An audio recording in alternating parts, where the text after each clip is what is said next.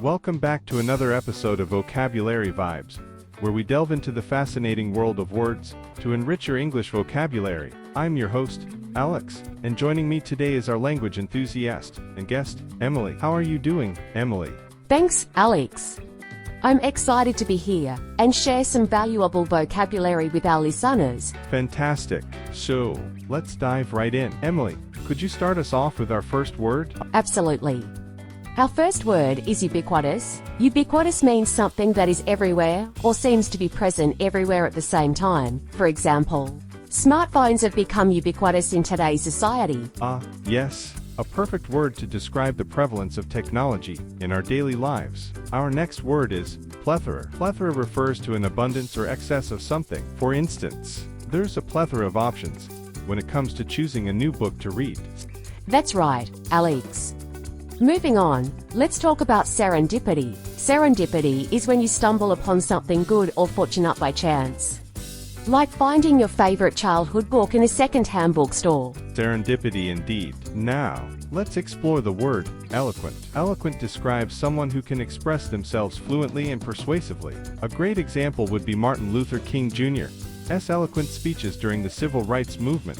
Absolutely, Alex. Next up, we have ephemeral. Ephemeral refers to something that is fleeting or short-lived. Like the beauty of a cherry blossom, which blooms for just a few weeks each spring. Beautifully put, Emily. Our next word is exacerbate. Exacerbate means to make a problem, situation, or feeling worse. For instance, procrastination can exacerbate feelings of stress and anxiety. Indeed, Alex. Let's now discuss the word resilient. Resilient describes the ability to recover quickly from difficulties or setbacks. Like a resilient plant that survives harsh weather conditions.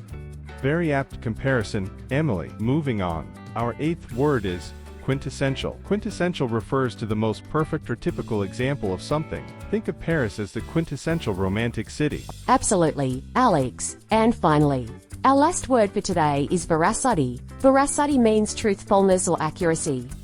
It's important to always strive for veracity in our statements and actions. Absolutely, Emily. Truth and accuracy are vital in communication. Well, that wraps up another enlightening episode of Vocabulary Vibes. Thank you, Emily, for joining us today and sharing these invaluable words with our listeners. It was my pleasure, Alex. And thank you to all our listeners for tuning in.